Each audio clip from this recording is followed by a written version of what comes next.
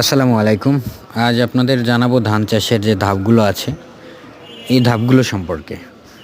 বর্তমান সময়ে ধান চাষ বা চাষিদের উপজেলা অফিসের মাধ্যমে বিভিন্ন সহায়তা বা সাহায্য করা হয়ে থাকে।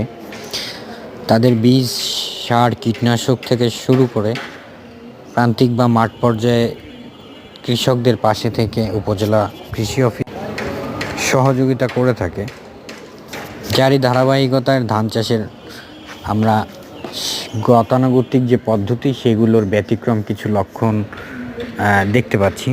যেমন ধান চাষে এই ধরুন নালীভিত্তিক বা প্লট আকারে ধান চাষ করা, কিছু দূর গিয়ে গ্যাপ করা, এগুলো ধান চাষের অন্যতম একটি। আপনি হয়তোবা জানেন না যে ধান চাষের মধ্যে এখন এই যে একটি করে গ্যাপ রাখা হচ্ছে, এটি কেন? এটি গ্যাপ রাখার মূল কারণ হচ্ছে সার কীটনাশক প্রদানের জন্য খামারির পর্যবেক্ষণ বা কৃষকের ধান ক্ষেত্র পর্যবেক্ষণের হাঁটা চলার জন্য একটি জায়গা রাখার ব্যবস্থা। এটির অন্যতম একটু ভালো গুণাগুণ বা দিক হচ্ছে এর মাধ্যমে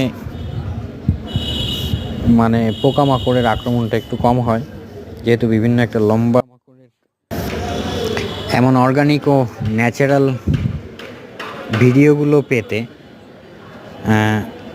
কৃষক, খামারি ও বিভিন্ন প্রান্তিক পর্যায়ে মানুষের বিভিন্ন সমস্যা সম্পর্কে জানতে আমার পেজটি আপনারা সাবস্ক্রাইব করুন।